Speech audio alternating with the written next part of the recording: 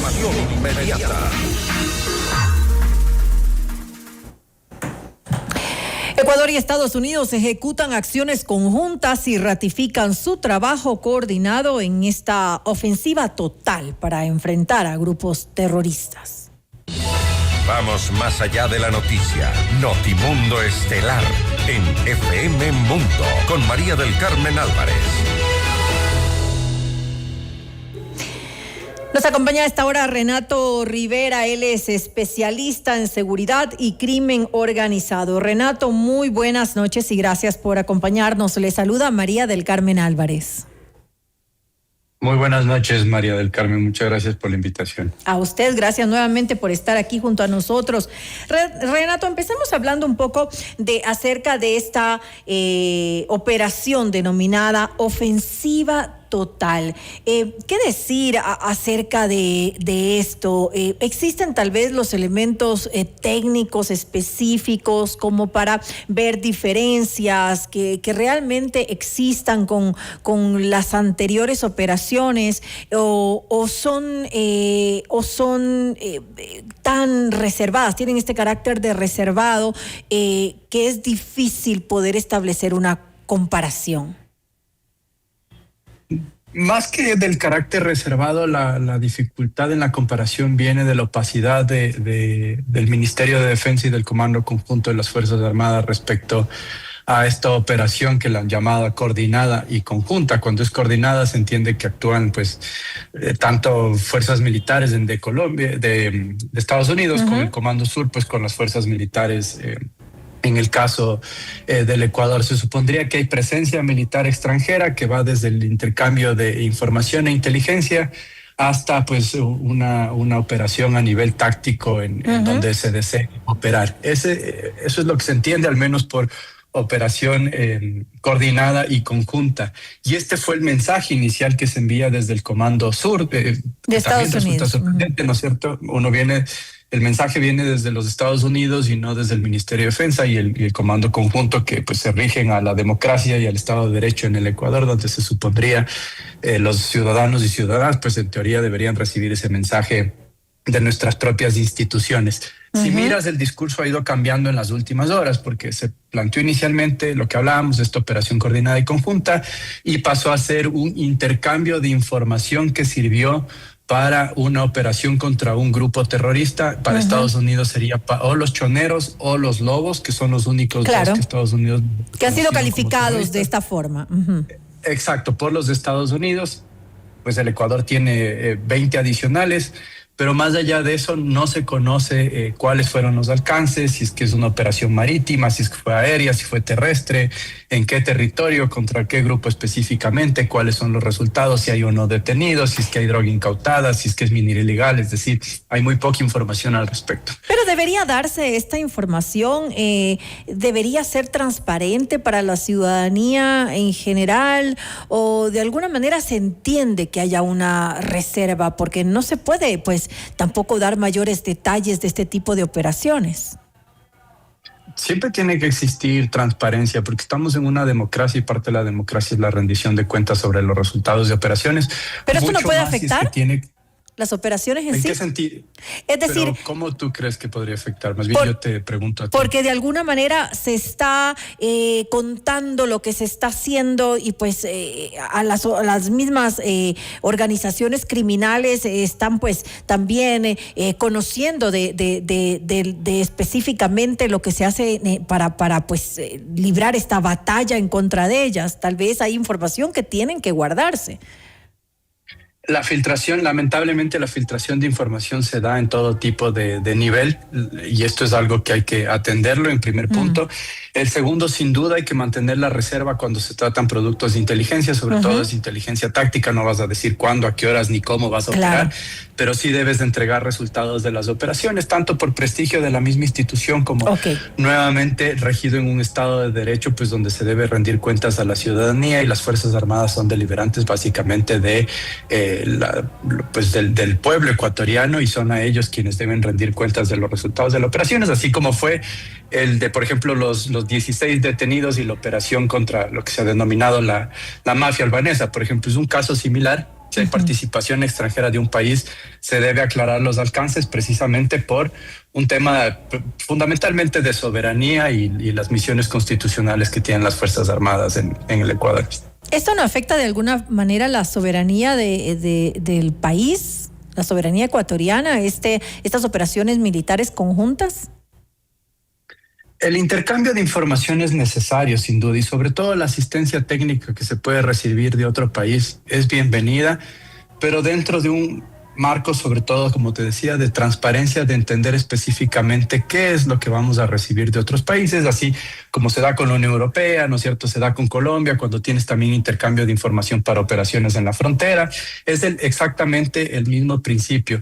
Una vez que tú tengas aclarado y presentes también a la ciudadanía cuáles van a ser los alcances de esa cooperación. De hecho, esto ha venido dándose desde el 2018, ¿no es cierto? Con un memorando de entendimiento. En ese sentido, no hay una violación o un irrespeto a la soberanía. Más bien, mi punto de vista va en la falta de transparencia y en la opacidad sobre específicamente en esto. De este tipo de operaciones, exactamente. Ahora, hablemos ya porque esto es parte de, ¿no? Hablemos de esta fase denominada ofensiva total, que también pues incluye otro tipo de acciones. Se habla de estos 10,000 militares que están en Guayas, que están en Manabí, que están en Los Ríos. Ahora, ante su opinión como experto en esta materia, esta concentración, esta carga de fuerza específicamente en estos territorios, si no tiene una estrategia de contención que esté bien planificada, bien establecida, no haría que simplemente pues las organizaciones criminales lo que hagan es desplazarse hacia otros territorios y no tiene mayor efecto a futuro, digamos, a largo plazo. Absolutamente. De hecho, hay dos escenarios cuando tú tienes una respuesta que se basa únicamente en la militarización o en la fuerza tanto policial y militar para contener la violencia. La primera es que, como tú dices, generas un efecto globo, es decir, hay un desplazamiento de la violencia hacia otros territorios, que es el primer escenario.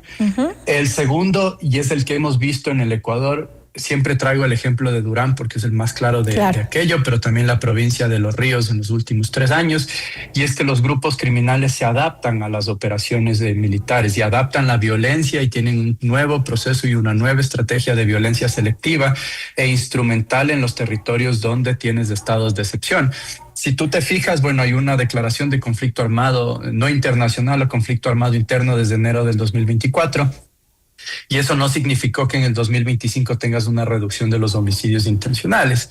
Y viene porque más allá de la respuesta militar que se busque dar, que es pues parte de la narrativa que tiene el gobierno de turno, lo que se buscaría o el ideal que se trata de plantear en este tipo de escenarios es entender cuáles son las raíces de la violencia estructural y qué es lo que está generando homicidios intencionales en cada una de las provincias.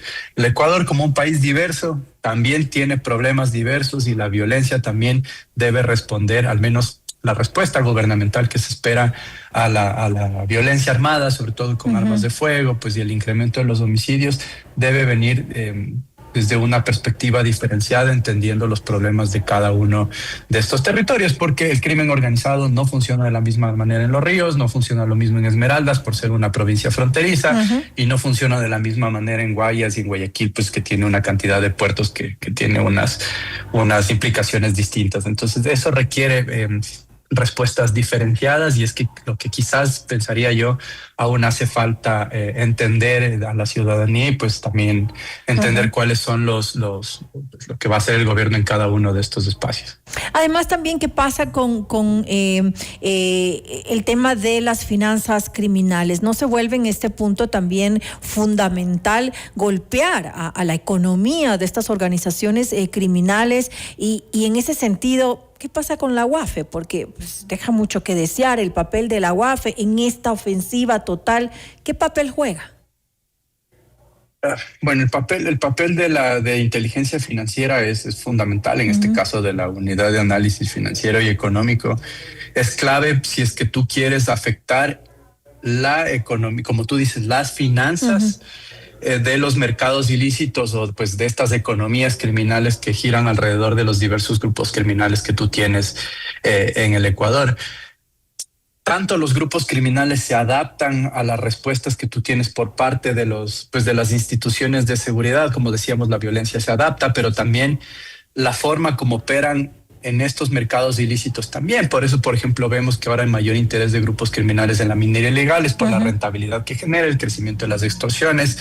Pero si uno va atendiendo, y esto me refiero al rol no solo de la UAFE, sino también de la Fiscalía y de la Policía, es si tú vas atendiendo de manera individualizada cada uno de estos delitos y por denuncia, que sucede muchas veces, los resultados van a ser muy débiles frente a las oportunidades que tú tienes en dos aspectos. Uno, la investigación financiera y patrimonial de cada uno de estos procesos, es decir, yo como Estado, como Fiscalía, voy a investigar a los choneros, para ponerte un ejemplo, como estructura criminal, no solo a Fito y a su familia, sino a toda la estructura, y entender todas esas finanzas que están relacionadas de estos grupos, cómo han lavado activos, si es que tienen activos en el exterior, los pagos que se generan de otros grupos criminales en el país, si es que están pagando en efectivo o están utilizando criptoactivos. Te pongo como algunos ejemplos que se esperaría sean parte de una investigación financiera y patrimonial, y pues en el caso exitoso tener procesos de extinción del derecho de dominio, ¿no es cierto?, quitarle todos los bienes que están relacionados de estos grupos. Eso es parte de un proceso exitoso, podríamos decir, que si veces va mucho más allá del papel de la UAFE, sino de toda la estructura de investigación financiera del Estado. De acuerdo. De hecho, justamente con relación a lo que estamos hablando, vemos lastimosamente muy pocas sentencias ejecutoriadas por lavado de activos en casos de narcotráfico.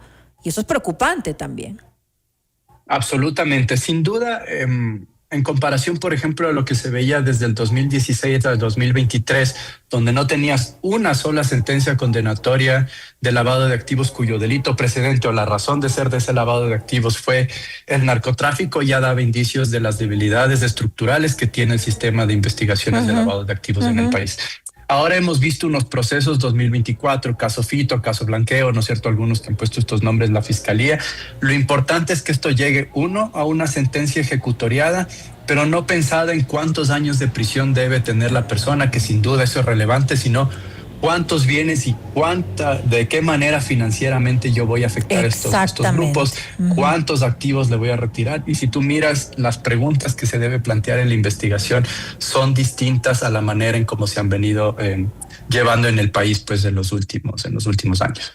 ¿Qué faltaría en esta operación según su criterio? Hay quienes pues de alguna manera opinan que se debe militarizar también los puertos. Ya sabemos cómo se está operando en los puertos, es decir, lastimosamente es uno de los puntos sensibles en nuestro país, pero no se le está dando tal vez la importancia necesaria. Desde mi perspectiva, la militarización no tiene efectos directos en la reducción de los niveles de criminalidad de un país. Sin duda, las Fuerzas Armadas es la institución que goza mayor legitimidad dentro de la ciudadanía. El hecho de tener más militares en un puerto o en un aeropuerto no te reduce los niveles de criminalidad, porque precisamente estamos partiendo del principio que pues alguien se organiza con otras personas, ¿verdad?, conforman un grupo criminal para obtener un beneficio económico o material. Y ahí viene la pregunta, ¿de en qué medida las Fuerzas Armadas tienen las capacidades para investigar el patrimonio y las finanzas de estos grupos? Quizás la respuesta va a ser ninguna, o las capacidades son muy limitadas, ¿no es cierto? Conversábamos de todas estas debilidades que tiene en conjunto el sistema para investigar tanto delitos de lavado de activos pues como las finanzas que están relacionadas a este grupo. Entonces, la militarización como tal no va a reducir los niveles de rentabilidad de los grupos criminales si es que tú no fortaleces otros espacios. Como etapa de contención quizás es importante si tú quieres sobre todo contener los niveles representativos de violencia que tienes en un espacio, pero hay que pensar qué más hacemos, ¿no es cierto? No puedes depender únicamente de un estado de excepción o de más militares en un espacio como para generar o reducir los niveles de criminalidad. Tiene que ser un país. plan integral y justamente eso, con todas estas operaciones, estas fases que se han llevado a cabo ahora, pues justamente esta ofensiva denominada ofensiva total, no hay todavía la percepción ciudadana de que la violencia se haya reducido en nuestro país, a pesar de las cifras que se den por parte del gobierno. Absolutamente, y es que, como decíamos, ¿no? Un plan básicamente es la definición que todas las instituciones se pongan de acuerdo en cuáles van a ser sus metas y cuál es el objetivo principal, porque ofensiva total es un calificativo, pero tenemos que mirar en qué va a consistir esa ofensiva total o la contundencia del combate a la economía criminal, ¿no es cierto? Que son como estas palabras que se utilizan mucho en esta nueva versión del plan, de lo que han denominado Plan Águila el gobierno, pero tenemos que entenderlas todas las instituciones y quienes operan el día a día dentro del sistema de investigaciones contra el crimen organizado, entender pues esos objetivos comunes, ¿no es cierto? ¿Cuál va a ser nuestro interés? O vamos a, por una parte, reducir los homicidios intencionales, que es fundamental, pero también qué vamos a hacer con las finanzas de estos grupos, de qué manera los vamos a impactar, cómo vamos a mejorar las condiciones sociales de las comunidades que están, ¿verdad?, siendo afectadas por los crimen organizado. Que haya estado, porque lastimosamente esto ocurre sobre todo en los sitios donde no hay Estado. Entonces, donde no hay Estado están los grupos criminales. Absolutamente, y de hecho esto es un problema que se da en varios países de América Latina y se conoce como gobernanza criminal. Esa autoridad que tenía el Estado termina siendo reemplazada por alguien más, siendo alguien más pues los grupos criminales, y tienen la legitimidad básicamente para regular el orden social dentro de una comunidad. Entonces, ¿cómo yo recupero esos espacios? Son las grandes preguntas que creo yo aún hacen falta por hacerse, y pues como mira, va mucho más allá, ¿no es cierto?, de una operación militar, sino este conjunto de iniciativas y acciones que resultan necesarias si tú quieres reducir los niveles de criminalidad de ¿Eso es lo que falta entonces? ¿No hay objetivos claros? ¿No hay un plan integral? Absolutamente. Es fundamental que todas las instituciones tengan un objetivo, un horizonte claro, porque esto va a generar los resultados medibles, y que básicamente, como miramos al menos la evolución de los homicidios intencionales en el Ecuador, nos dan cuenta que si bien hay una reducción del 8%, creo que es en el mes de enero no ha sido históricamente el mes más violento del año. Aún tienes otros meses, sobre todo octubre y julio, son meses que suelen ser absolutos, de mayor violencia en comparación al resto de meses. Entonces habría que esperar, o sabiendo que estos meses son violentos, cómo puedes tú contener y pues mantener una cifra de homicidios a la baja. Renato, ¿está el gobierno entendiendo la complejidad de este problema en nuestro país?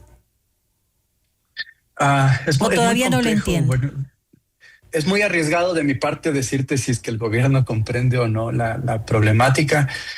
Quizás la pregunta hay que pues hacerlas a ellos mismos, de sobre todo entender, ¿verdad?, cuáles van a ser sus prioridades, en qué va a consistir esta ofensiva total, más allá de los 4 ejes que se presentaron dentro de este Plan Águila, cuánto tiempo va a tomar, cuántos recursos se va a destinar a esta iniciativa, de qué manera las operaciones militares de Estados Unidos, en conjunto con Estados Unidos, con Europa, con Colombia, va a ayudar a cumplir estos objetivos. Creo yo que son preguntas que al menos desde la sociedad civil pues se plantean para este gobierno.